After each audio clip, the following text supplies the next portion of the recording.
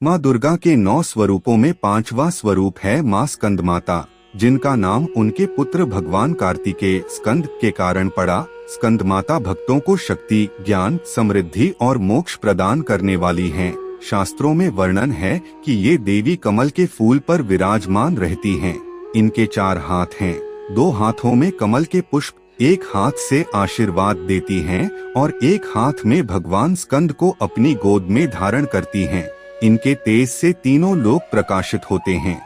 इनका पूजन करने वाला साधक सांसारिक जीवन में सुख और परलोक में मुक्ति प्राप्त करता है।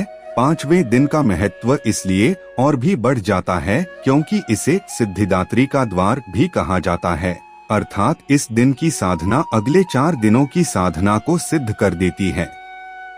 कथा है कि एक समय एक छोटे से गांव में माधव नाम का एक गरीब किसान रहता था। वह अत्यंत धर्मात्मा था, किंतु उसके जीवन में कठिनाइयों की कोई कमी नहीं थी। खेत बंजर हो गया था, घर में भोजन का अभाव था, पत्नी और बच्चे भूख से तड़पते थे। फिर भी उसका विश्वास माँ दुर्गा से अटूट था। नवरात्रि के दिन आते ही वह संकल्प करता कि चाहे कुछ भी हो, वह प्रतिदिन माँ की पूजा करेगा। 5वें दिन जब माँ स्कंदमाता की पूजा का समय आया तो माधव ने अपनी पत्नी से कहा कि घर में जो भी थोड़ा सा अनाज है उसी से माँ का भोग बनाएंगे। पत्नी ने आंसू भरे नेत्रों से कहा कि यह अनाज बच्चों के लिए रखा था, परंतु माधव ने समझाया कि माँ ही सच्ची पालनहार हैं, यदि उन्हें भोग लगेगा तो बच्चों को भी भोजन मिलेगा। पत्नी ने अनाज चढ़ा दिया और बड़ी श्रद्धा से भोग बना। माधव ने दीपक जलाया, माँ स्कंदमाता का ध्यान करते हुए मंत्र जपा, देवी स्कंदमातर्यै नमः। पूजा के पश्चात जब माधव ने भोग अर्पित किया और आंखें खोलीं तो उसने देखा कि माँ स्वयं प्रकट होकर उसके आंगन में विराजमान हैं। उनके स्वरूप से पूरा घर आलोकित हो गया। माँ ने मधुर वाणी में कहा, वत्स माधव, तुम्हारी भक्ति ने मुझे प्रसन्न किया है। तुमने अपने बच्चों से भी पहले मुझे याद किया, इसलिए मैं स्वयं तुम्हें आशीर्वाद देने आई हूँ। आज से तुम्हारे घर में कभी अन्न की कमी नहीं होगी, खेत हरे भरे होंगे, परिवार में सुख शांति होगी और तुम्हारे बच्चे दीर्घायु होंगे। यह कहते ही माँ ने अपने कमल से कुछ दाने माधव के हाथ में रख दिए। देखते ही देखते वे दाने सोने में बदल गए। खेतों में हरियाली छा गई और बच्चों के मुंह पर मुस्कान लौट आई। तभी गांव वाले भी वहां आ गए और माँ का दिव्य स्वरूप देखकर भाव विभोर हो गए। सबने माँ के जयकारे लगाए। माँ ने कहा, हे भक्तों, मैं सदैव अपने उन पुत्रों पर कृपा करती हूँ जो निष्काम भाव से मेरी उपासना करते हैं। 5वें दिन मुझे श्रद्धा से स्मरण करने मात्र से ही सभी बाधाएं दूर हो जाती हैं और मनुष्य को धर्म, अर्थ, काम और मोक्ष की प्राप्ति होती है। जो साधक इस दिन पीले वस्त्र धारण कर, पीले फूल अर्पित कर और केले का भोग लगाता है, उसके जीवन से अज्ञान का अंधकार दूर होता है और घर में ज्ञान का प्रकाश फैलता है। इतना कहकर माँ अदृश्य हो गई। माधव और पूरा गांव उस दिन से माँ स्कंदमाता का उत्सव मनाने लगे। धीरे धीरे वह गांव समृद्ध हो गया और हर घर में सुख शांति का वास हो गया। यह कथा सुनने और सुनाने मात्र से ही मनुष्य के सारे दुख मिट जाते हैं। शास्त्रों में कहा गया है कि माँ स्कंदमाता की पूजा से व्यक्ति की कुंडली के सारे दोष शांत हो जाते हैं, विशेषकर बुध ग्रह और शत्रु बाधाएं नष्ट हो जाती हैं। यदि किसी को संतान सुख की इच्छा हो तो भी माँ स्कंदमाता की उपासना से पूर्ण होती है। इस दिन भक्त सुबह स्नान करके माँ का ध्यान करते हैं, घर में गंगाजल छिड़क कर शुद्धि करते हैं, माँ की प्रतिमा या चित्र पर पीले या नारंगी रंग के फूल चढ़ाते हैं, घी का दीपक जलाते हैं और 5 तरह के फल अर्पित करते हैं। कहा जाता है कि इस दिन यदि कोई माँ स्कंदमाता का नाम जपते हुए गरीब और भूखों को भोजन कराए तो माँ तुरंत प्रसन्न होकर उसके सारे कष्ट दूर कर देती हैं।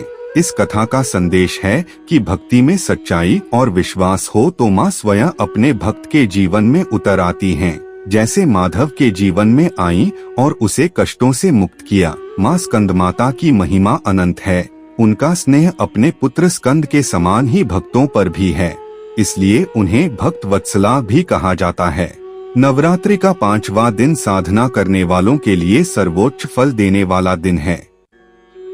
बहुत समय पहले हिमालय की तराई में स्थित एक छोटे से नगर में शील नामक एक व्यापारी रहता था। शील धनवान तो था, किंतु उसके जीवन में सबसे बड़ी कमी थी संतान सुख की। वह और उसकी पत्नी सरला हर देवता की पूजा करते, हर मंदिर में मन्नत मांगते, परंतु वर्षों तक उनके घर में बच्चे की किलकारी नहीं गूंजी। धीरे धीरे शील का मन टूटने लगा, परंतु सरला हमेशा कहती, पति देव माँ दुर्गा करुणामयी हैं, एक दिन अवश्य हमारी झोली भी भरेंगी। समय बीतता गया, फिर नवरात्रि का पर्व आया। नगर में हर ओर उत्सव का वातावरण था। घर घर में देवी के जयकारे गूंज रहे थे।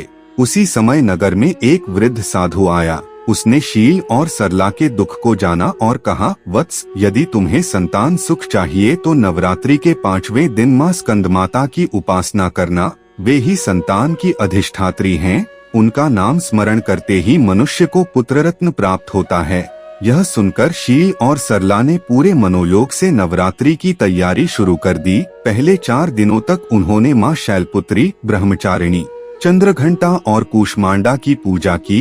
5वें दिन जैसे ही माँ स्कंदमाता की उपासना का समय आया, उन्होंने अपने घर को पीले और सुनहरे फूलों से सजाया। माँ की प्रतिमा को कमल के आसन पर स्थापित किया। माँ को केले और पीले मीठे व्यंजन का भोग लगाया और बार बार मंत्र जपा। स्कंदमात्रेय नमः पूजा के दौरान उनका मन इतना निर्मल और भाव विभोर हो गया कि आंसुओं से दोनों की आंखें भर आईं। सरला ने माँ से विनती की, हे माँ, मेरे आंचल को भी संतान सुख से भर दो, ताकि मैं भी माँ कहलाने का सौभाग्य पा सकूं। जैसे ही उसने यह कहा, घर के अंदर एक दिव्य प्रकाश फैला। ऐसा लगा जैसे पूरा घर सोने के आभा से भर गया हो। तभी माँ स्कंदमाता अपने बालक स्कंद को गोद में लिए हुए प्रकट हुई। उनकी तेजस्विता से पूरा नगर कांप उठा, परंतु शील और सरला ने श्रद्धा से सिर झुका दिया। माँ ने मधुर स्वर में कहा, वत्स, तुम्हारी तपस्या और विश्वास ने मुझे प्रसन्न किया है। मैं तुम्हें पुत्र रत्न प्रदान करती हूँ। यह संतान न केवल तुम्हारे घर का दीपक बनेगी, बल्कि धर्म और सत्य की रक्षा करने वाला वीर भी बनेगा। यह आशीर्वाद मिलते ही सरला के गर्भ में दिव्य शक्ति का संचार हुआ। 9 महीने बाद उनके घर में एक पुत्र का जन्म हुआ। उसका चेहरा तेजोमय था। नगर में हर्ष की लहर दौड़ गई। लोग कहने लगे कि यह बालक अवश्य माँ स्कंदमाता की कृपा का प्रतीक है। समय बीता, वह बालक बड़ा होकर न केवल अपने माता पिता का सहारा बना, बल्कि नगर का रक्षक भी बना। जब कभी भी नगर पर कोई संकट आता तो वह बालक माँ की कृपा से उसे टाल देता। लोगों ने उस नगर का नाम ही बदलकर स्कंदपुर रख दिया, ताकि माँ की महिमा सदा अमर रहे। उस दिन से नगर के हर घर में 5वें दिन माँ स्कंदमाता की विशेष पूजा होने लगी। लोग मानने लगे कि इस दिन उपासना करने से माँ हर प्रकार की विपत्ति से रक्षा करती हैं। कथा हमें यही सिखाती है कि माँ स्कंदमाता न केवल भक्तों के दुख हरती हैं, बल्कि उन्हें संतान सुख, साहस और धर्म की रक्षा करने की शक्ति भी देती हैं। 5वें दिन का महत्व यही है कि यदि कोई भक्त निष्कपट भाव से माँ को याद करे तो माँ स्वयं अपनी गोद से कृपा बरसाती हैं। इस दिन उपासना करने से शत्रु पर विजय, संतान की रक्षा और परिवार में सुख समृद्धि की प्राप्ति होती है। इसलिए कहते हैं कि नवरात्रि का 5वां दिन केवल पूजा का दिन नहीं, बल्कि जीवन को नई दिशा देने का अवसर है। माँ स्कंदमाता के आशीर्वाद से ही मनुष्य को यह अनुभव होता है कि माँ का स्नेह उनके पुत्र स्कंद तक सीमित नहीं है, बल्कि हर उस भक्त तक पहुँचता है जो उन्हें पुकारता है। बहुत प्राचीन काल की बात है। एक वन प्रदेश में देवदत्त नाम का एक तपस्वी रहता था। उसका जीवन तप और साधना में ही बीतता था, किंतु उसका हृदय करुणा से भरा हुआ था। जब भी वह देखता कि गांव के लोग रोग, दरिद्रता या संतानहीनता के कारण पीड़ा में हैं, तो उसका मन व्याकुल हो जाता। वह दिन रात माँ दुर्गा से प्रार्थना करता कि हे माँ, आप ही जगत जननी हैं, आप ही पालनहार हैं, आप सबके दुख हरने वाली हो। एक दिन नवरात्रि का समय आया। पहले 4 दिनों तक उसने माँ शैलपुत्री, ब्रह्मचारिणी, चंद्रघंटा और कूष्मांडा की आराधना की। 5वें दिन जब माँ स्कंदमाता का पूजन आया तो उसने संकल्प लिया कि इस दिन मैं अपने लिए कुछ नहीं मांगूंगा, केवल गांव के लोगों के लिए माँ से आशीर्वाद मांगूंगा। उस दिन उसने वन से कमल के पुष्प एकत्र किए, नदी से शुद्ध जल लाया और एक पीले वस्त्र को धोकर माँ की प्रतिमा पर चढ़ाया। पूजा शुरू हुई तो उसने एक एक कर गांव के हर घर का नाम लेकर माँ से प्रार्थना की, हे माँ, फला के घर में अन्न भर दो, अमुक के घर में संतान की हंसी गूंजाओ, उस बूढ़ी विधवा की झोली भर दो, उस अनाथ बालक का रक्षक बनो। उसका हृदय इतना निर्मल था कि उसके आंसू पूजा के आंगन को भिगोते जा रहे थे। तभी अचानक चारों ओर दिव्य प्रकाश फैल गया, वातावरण में मधुर गंध फैल गई, शंख और मृदंग की ध्वनि गूंजने लगी और माँ स्कंदमाता अपने पुत्र स्कंद को गोद में लिए प्रकट हुई।